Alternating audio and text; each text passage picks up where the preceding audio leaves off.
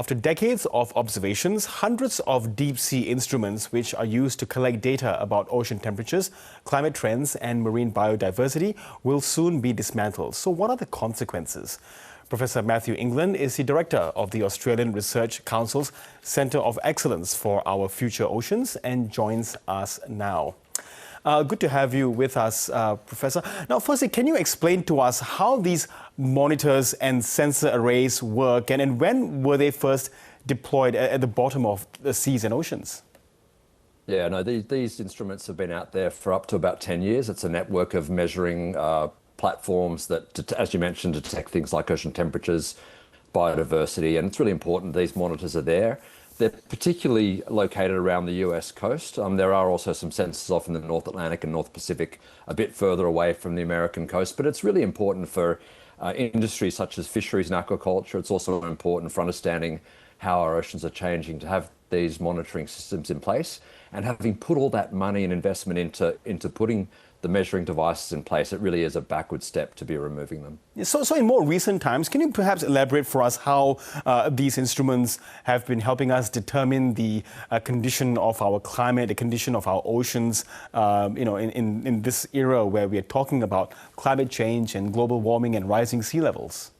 Yeah, no, it's a good question. I mean, one of the examples I would cite is that around the Atlantic Ocean and near the United States of America, there's these incredible cyclones and hurricanes that hit the coast.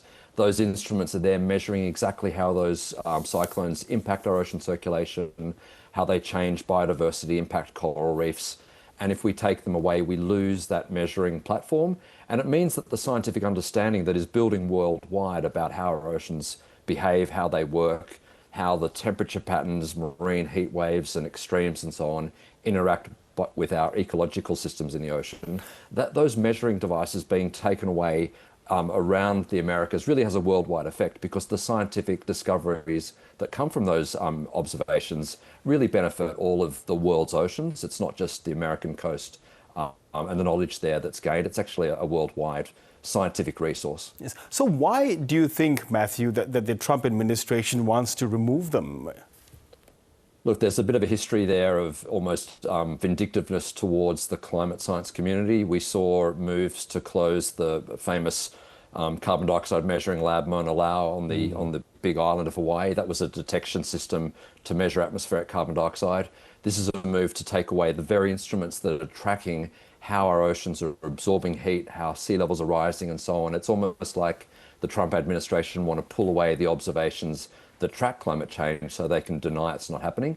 Thankfully, worldwide, we have arrays of other instruments, floats. We've got satellites in space measuring all these things. Global climate change, unfortunately, in the oceans is very detectable. We have plenty of instrument streams that are showing how they're changing. What's concerning here, though, is that a really valuable resource, a resource that many hundreds to thousands of scientists and engineers have put together, invested the time in instrumenting the coastal oceans around the United States. That resource has been pulled away, and it's really to the detriment mainly of the United States, but also oceanography worldwide. Yeah, so what do we stand to lose in terms of knowledge? I mean, would scientists lose the ability to perhaps be able to predict if there is an El Nino or a La Nina weather pattern approaching our shores? Absolutely. So the El Nino, La Nina patterns are measured by a lot of Argo, we call them Argo floats. They're robotic floats that measure the conditions in the Pacific Ocean.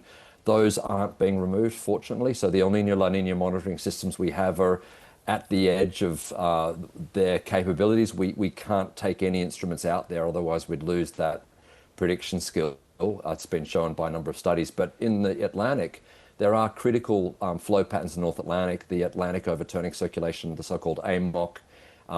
Some of the instruments being removed track the AMOC slowdown, and this is a very famous part of oceanography, that as we warm the planet and change our oceans, that we slow down the overturning in the North Atlantic. I know the ABCs and other agencies have reported on this slowdown a lot.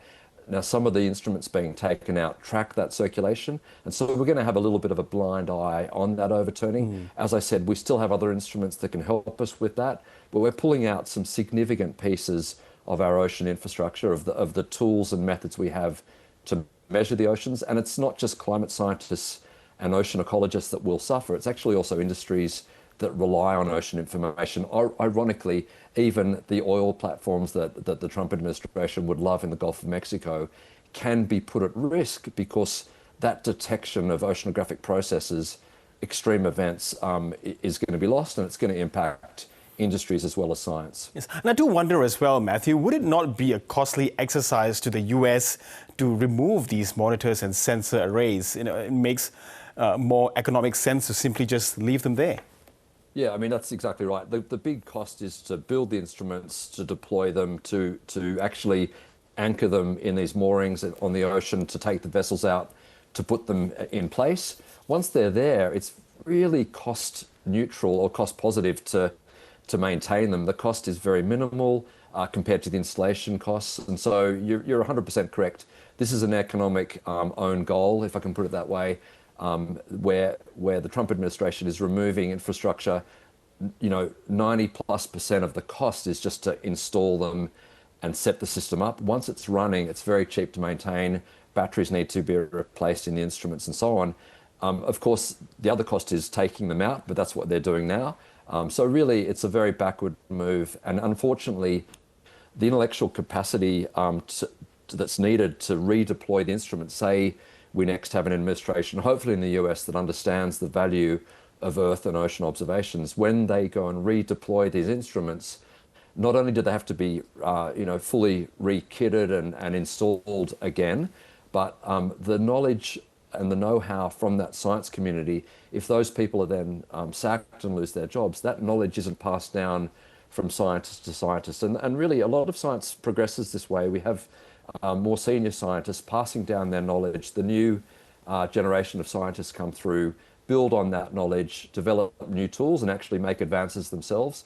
But that passing down of knowledge through generations of scientists can get lost when you decimate a program like this. Yes, and bringing the impacts then to our region in Australia and the Pacific, what might be the impacts of having less data for Pacific Island states that are concerned, quite legitimately concerned about rising sea levels? Nations like Tuvalu are preparing, for the possibility of not even having a nation, and then of course perhaps for us, the condition of the Great Barrier Reef.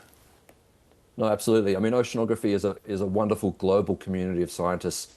We have no national boundaries in the oceans. I mean, we do have obviously exclusive economic zones, but what I mean by that, it is one ocean. It's connected globally, and the science that's done along the US coast is highly relevant to processes happening worldwide.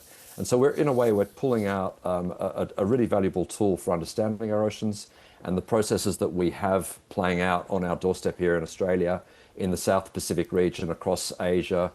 We have a whole region of ocean in the West Pacific region that depends on this sort of knowledge. And it's just a real loss of capacity in oceanography to lose those instruments, because the processes in the ocean, whether it's internal tides or eddy mixing, all these processes we look at as oceanographers, those processes play out globally. But these regions that are well observed are key regions where science advances are made. And in the data poor areas, for example, a lot of the Pacific isn't instrumented enough, but we can advance the science with those well-instrumented coastal regions of the US.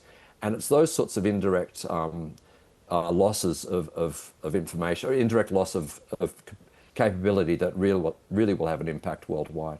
Okay, Professor Matthew England, really appreciate your insights there and shedding more light on this issue. Thank you so much. Thanks for having me. Cheers.